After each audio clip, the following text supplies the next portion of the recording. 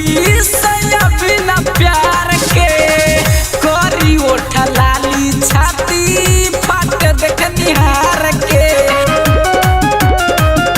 ए सखी हो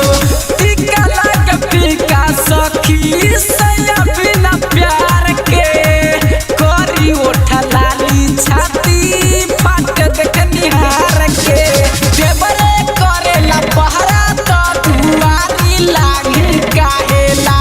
देवरे करेला पहरा तो दुआरी लागी काहेला भतार गइले पहरा ता सिंगार करी काहेला भतार गइले पहरा ता सिंगार करी काहेला।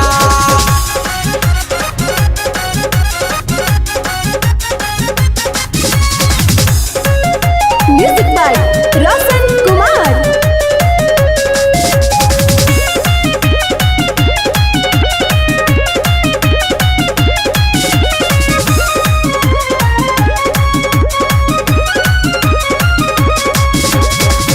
मन में बट श्रद्धा करदा खूब हम रहीती रोशन कमोदा जी से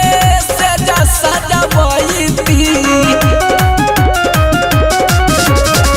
मन में बट श्रद्धा करदा खूब हम रहीती राम ध्यान बला मुआ से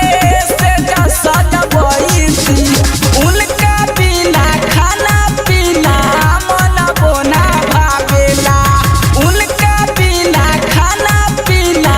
मन बोना भावेला भतार गइले पहरा ता सिंगार करी काहेला भतार गइले पहरा ता सिंगार करी काहेला नथिया हमके दूसेला रे टीका बना साराहेला नथिया हमके दूसेला रे टीका बना साराहेला भतार गइले पहरा ता सिंगार करी काहेला भतार गइले पहरा ता सिंगार करी काहेला। बाघ आर्ट रिकॉर्डिंग स्टूडियो राजापुर सोनी बाजार सीतामढ़ी बिहार।